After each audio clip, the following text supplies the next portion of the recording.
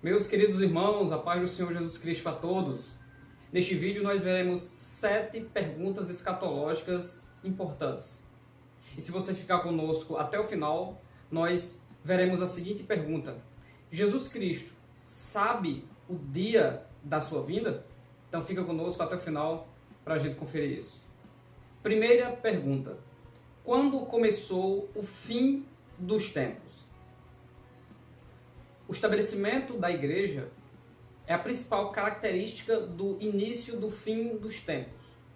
A igreja está estabelecida na terra com a vinda do Senhor em corpo humano para realizar a obra do Messias prometido.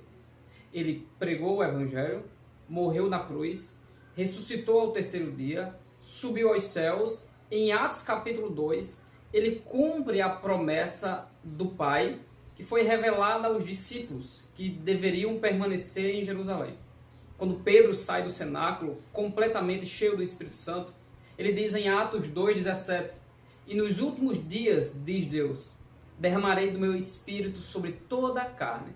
Então, os últimos dias se inicia com a igreja dando início à sua obra missionária até o arrebatamento da igreja.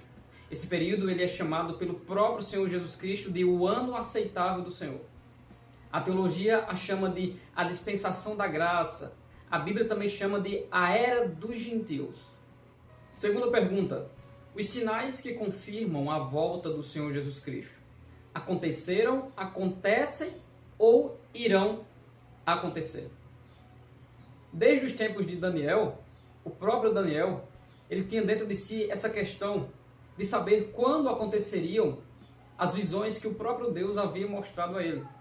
Deus o confortou dizendo: sela ou feche essa visão para que ela se cumpra até o dia determinado. Muitas coisas acontecerão, porém tu, Daniel, tu vai até o fim.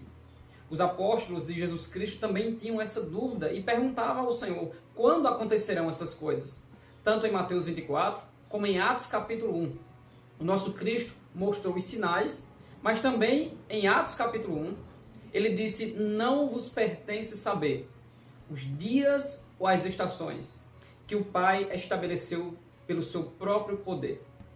Ao apóstolo João, em Apocalipse capítulo 1 e o versículo 19, Deus diz: escreve as coisas que tem visto, as que são e as que depois destas hão de acontecer. Os sinais da volta do Senhor estão dentro do período da primeira pergunta, chamado os últimos dias.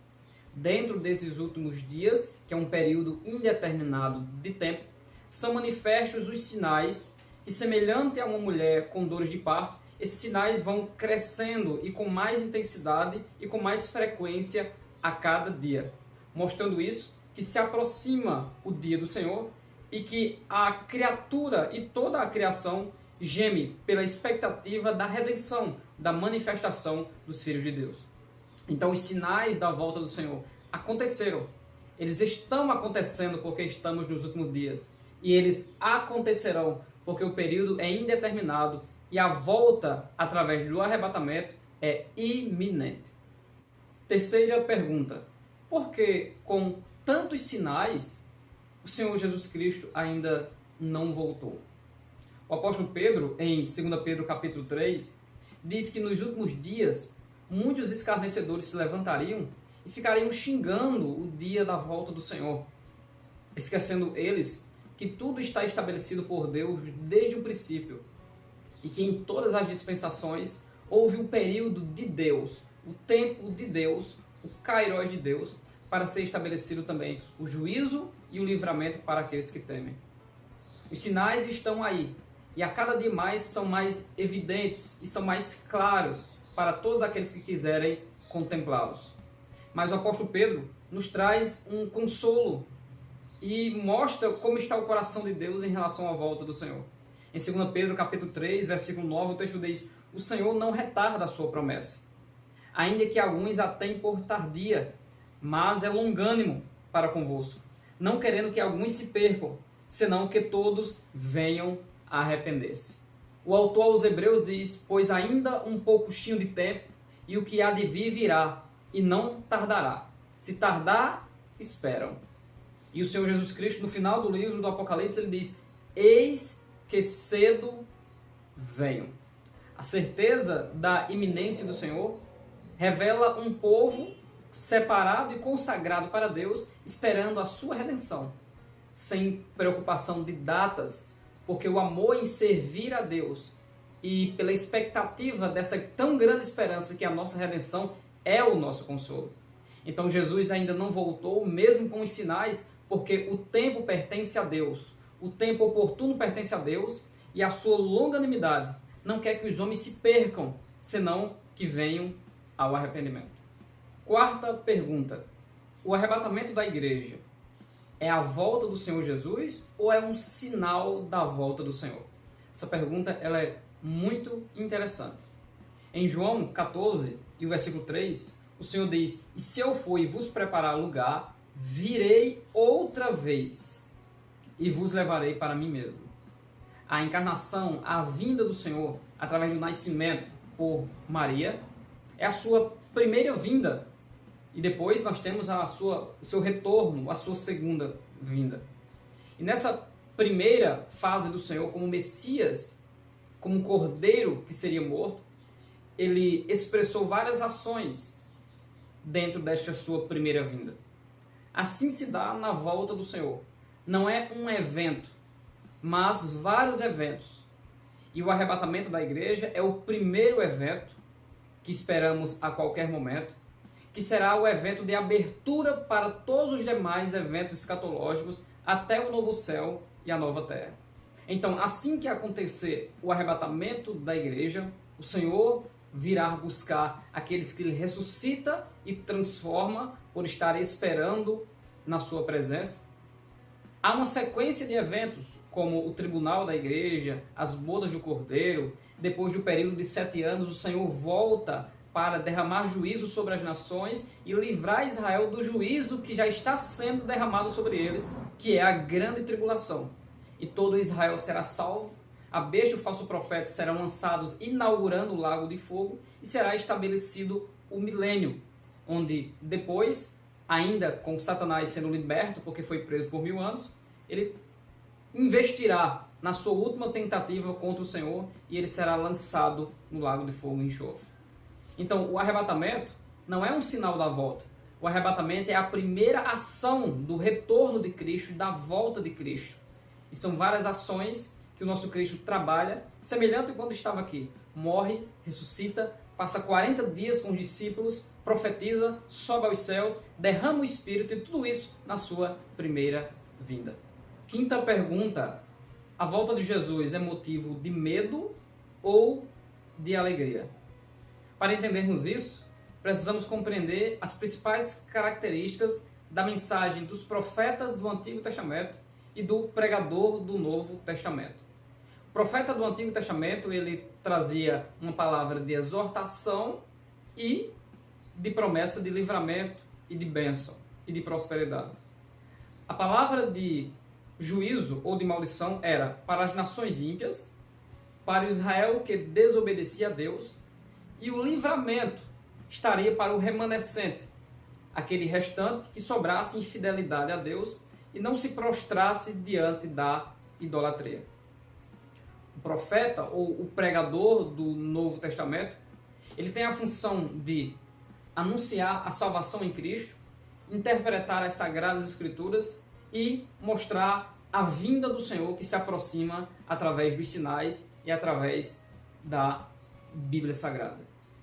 E com isso nós entendemos que, com essas características, a vinda do Senhor ela é motivo de coroa de glória, de alegria e de prazer para aqueles que estão na sua presença e aguardam com grande expectativa o seu retorno.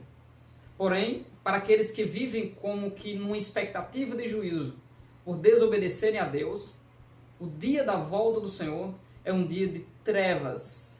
O dia da volta do Senhor é o dia em que ele irá se consolar mediante tudo aquilo que fizeram contra o seu nome, contra Israel e contra a igreja. O livramento para os fiéis no período da graça se dá pelo arrebatamento da igreja. O livramento da nação de Israel na guerra do Armagedon se dá por aqueles que permanecerem fiéis ao Senhor, mesmo dentro deste período. Ele livrará, e em Romanos capítulo 11, todo Israel será salvo, ou seja, todos aqueles que invocaram o nome do Senhor em meio a todo esse conflito serão salvos. Resumindo, é dia de alegria para quem espera no Senhor, para quem teme ao Senhor, e dia de trevas e de se esconder para quem desobedece a Deus. Em Malaquias capítulo 4, versículo 2 diz: mas para vós que temeis o meu nome, nascerá o sol da justiça, e salvação trará debaixo das suas asas. Sexta pergunta: é possível que o Senhor Jesus nos arrebate agora? Sim, o arrebatamento da igreja é iminente, está dentro do período dos últimos dias, e nós estamos dentro desse período.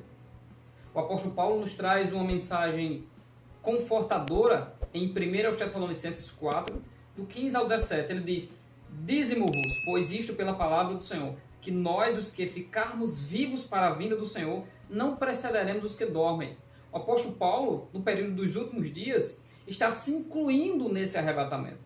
Então, desde os dias de Paulo e dos apóstolos até hoje, eles esperam com grande expectativa, exortando para consolar uns aos outros a permanecerem com a vida piedosa, para que eles não sejam pegos de surpresa, mas que estejam na luz.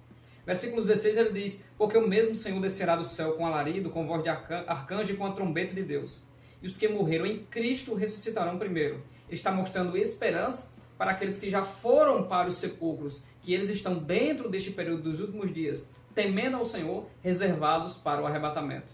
Depois ele se inclui novamente, é uma das principais características dentro desse período, dessa iminência, e que o Senhor pode nos levar a qualquer momento. Os que ficarmos vivos seremos, se inclui sempre, arrebatados juntamente com eles nas nuvens, a encontrar o Senhor nos ares, e assim estaremos para sempre com o Senhor. A qualquer momento, o Senhor Jesus Cristo soará a última trombeta da igreja. Haverá ressurreição, depois haverá transformação. E aqueles que tiveram uma vida reservada para o Senhor, essas pessoas estarão lá neste grande dia, que é a grande expectativa da igreja. Agora vamos para a nossa última pergunta. Jesus, ele sabe o dia da sua volta? Se você não é inscrito no nosso canal, se inscreva no nosso canal, não se esqueça do sino, ele é muito importante.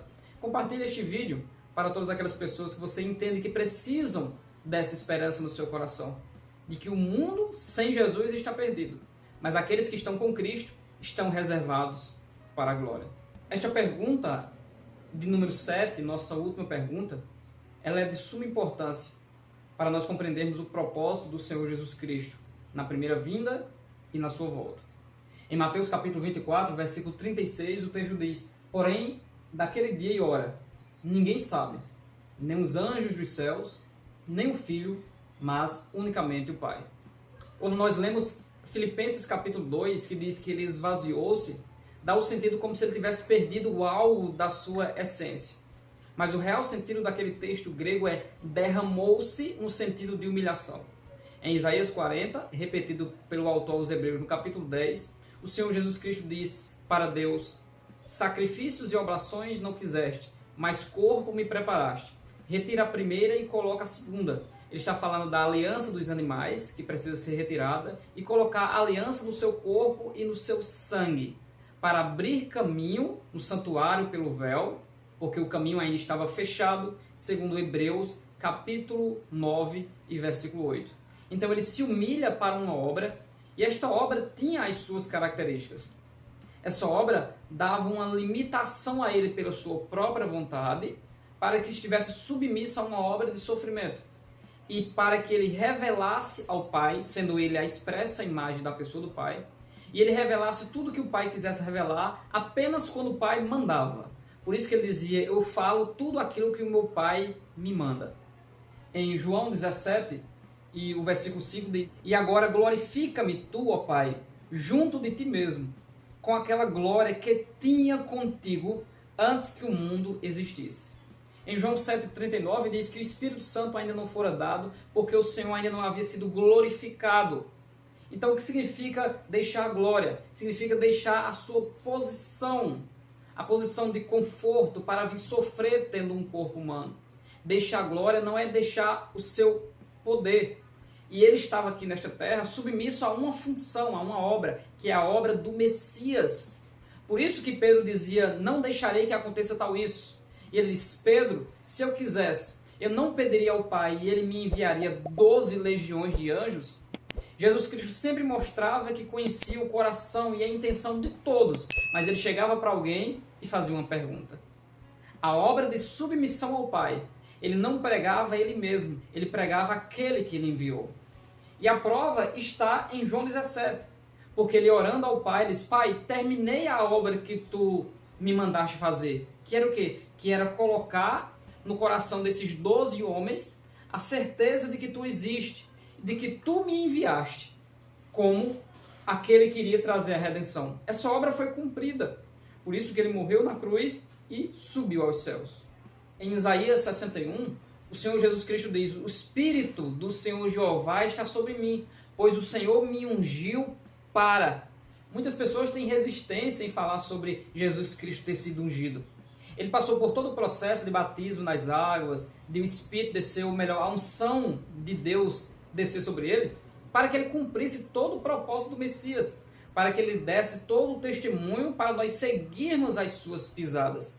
Em João 17, os versículos 7 e 8 diz, agora já tenho conhecido que tudo quanto me deste provém de ti, porque lhes dei as palavras que me deste, e eles as receberam, e têm verdadeiramente conhecido que saí de ti, e creram que me enviaste. A obra do Senhor foi cumprida. Ele cumpriu tudo aquilo que o Pai mandou. Isso significa que as revelações, as ações, todas as palavras que Jesus falava estavam submissas à revelação do próprio Pai. Quando faltava o cumprimento da última profecia, ele disse, tenho sede. E depois, está consumado, está terminado. Tudo o que ele fazia era para cumprir as profecias. Leve as espadas, para que se cumpra a profecia que diz, e com os malfeitores eu fui achado. Então havia uma limitação de revelação, de entendimento, que era feita pela sua própria vontade, que não fazia menor do que o Pai. Porque o próprio apóstolo Paulo disse, foi do agrado do Pai, e era da vontade do Pai, que toda a plenitude de Deus nele habitasse. Nele estava todo o poder. Porém, ele deixava o acesso a tudo quanto ele queria para cumprir a função do Messias. Em Mateus capítulo 28 e o versículo 18 diz, e chegando-se Jesus, falou-lhes dizendo, é-me dado todo o poder nos céus e na terra. Ou seja, aquela obra de limitação até a morte, ela cessou. Por isso ele se transladava, ele fazia várias coisas, ele falava com mais clareza, e os apóstolos diziam, agora a gente compreende tudo. São funções diferentes, em momentos diferentes, mas todo o poder sempre esteve nele. Isso significa que ele sempre soube de tudo. Ou melhor, na limitação como Messias, o Pai não lhe mostrava e nem ele buscava ter acesso. Se ele quisesse, ele tinha. Para quê? Para que a obra do Messias se cumpre. Em Apocalipse capítulo 1, mostra que todo o livro do Apocalipse, que é o livro que ele recebeu da mão de Deus em Apocalipse capítulo 5, é a revelação de Jesus Cristo, que foi enviado por um anjo a João para que ele notifique a todos os líderes da igreja. E receber aquele livro significa receber toda a conclusão da obra da salvação, de redenção e de reconciliação de Deus com a humanidade. E nisto está todos os eventos escatológicos que são descritos em Apocalipse, inclusive a volta do Senhor. Por isso que, mesmo não querendo revelar para nós a data, o Senhor falou no final do Apocalipse, eis que cedo venho. Traduzindo para o nordestino, está bem pertinho de eu chegar. E com essas exortações bíblicas, nós precisamos dar glória ao nome do Senhor, porque Ele está no controle de todas as coisas. Essa última pergunta, ela é maravilhosa, ela é reveladora, porque mostra essa obra de amor do Senhor, de se entregar, de estar debaixo de uma submissão, de uma limitação por amor a todos nós, de ter o seu corpo esfacelado por seres humanos, mas ele estava no controle. Ele diz, eu dou a minha vida e torno a tomar a minha vida de volta. E ele diz que o Pai me deu essa autoridade. Que o nome do Senhor seja louvado e seja glorificado por tamanha salvação. Aqui no final do vídeo nós teremos mais outras duas referências escatológicas. Nós temos inúmeros vídeos escatológicos no nosso canal. Continuaremos produzindo este tipo de conteúdo. Por quê? porque ele dá para nós a verdadeira esperança, a esperança da nossa redenção, que esse mundo terá um fim deste tão grande sofrimento que a humanidade vive. E nós, os que temem a Deus, nos encontraremos com o Senhor, estaremos com Ele para todo sempre. Exorte uns aos outros com essas palavras e com esse vídeo. Compartilha o vídeo. E o meu desejo é que Deus abençoe a sua vida grandemente em nome de Jesus.